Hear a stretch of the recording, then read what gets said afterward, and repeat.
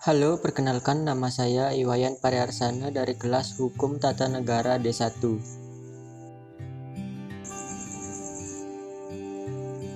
Undang-undang dan Perpu. Undang-undang atau legislasi adalah suatu peraturan yang disusun oleh DPR yang disebut RUU, kemudian disetujui bersama dan disahkan oleh Presiden untuk menjadi sebuah undang-undang. Sedangkan Perpu disebutkan dalam pasal 22 ayat 1 Undang-Undang Dasar 1945, yaitu dalam hal ihwal kegentingan yang memaksa, Presiden berhak menetapkan peraturan pemerintah pengganti undang-undang.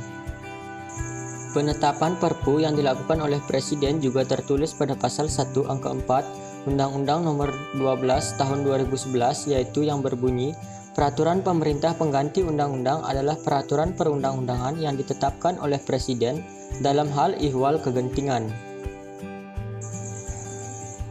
Lalu muncul sebuah pertanyaan, mengapa di dalam TAP MPR nomor 20/MPRS/1966 menempatkan undang-undang dengan Perpu ke dalam posisi yang sama, sedangkan di TAP MPR nomor 3/MPR/2000 menempatkan undang-undang dengan Perpu di posisi yang tidak sejajar. Selanjutnya, mengapa pada Undang-Undang nomor 10 tahun 2004 menempatkan undang-undang dengan Perpu di dalam kedudukan posisi yang sama lagi? Apakah undang-undang dan Perpu sejajar atau hierarkis berdasarkan bentuk dan sifatnya? Temukan jawabannya di slide berikutnya. Penjelasan, pada TAP MPR nomor 20/MPRS/1966, undang-undang disejajarkan dengan Perpu. Namun pada TAP MPR nomor 3/MPR/2000 menempatkan undang-undang tidak sejajar dengan Perpu, yang dimana undang-undang hierarkinya lebih tinggi daripada Perpu. Hal ini karena Perpu dianggap hanya sebagai pengganti undang-undang yang sifatnya sementara dan harus disepakati oleh DPR pada sidang selanjutnya. Namun kemudian Undang-Undang Nomor 10 Tahun 2004 yang menempatkan undang-undang sejajar dengan Perpu. Hal ini dilakukan karena TAP MPR nomor 3/MPR/2000 dianggap bertentangan dengan pasal 22 Undang-Undang Dasar 1945.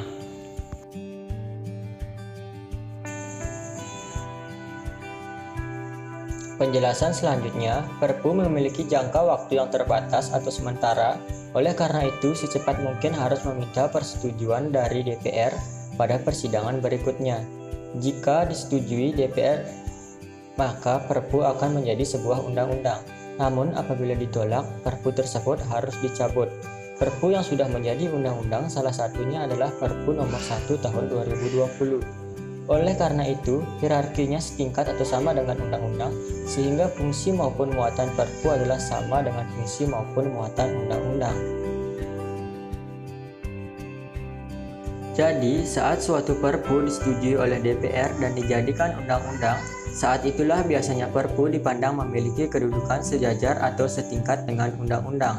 Hal ini disebabkan karena Perpu itu telah disetujui oleh DPR. Walaupun sebenarnya secara hierarki, perundang-undangan, fungsi maupun materi keduanya memiliki kedudukan yang sama meski Perpu belum disetujui oleh DPR.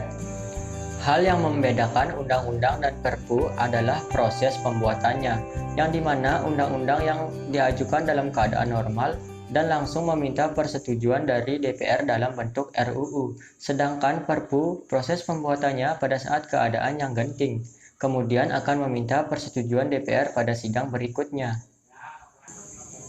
Sekian dari saya, terima kasih.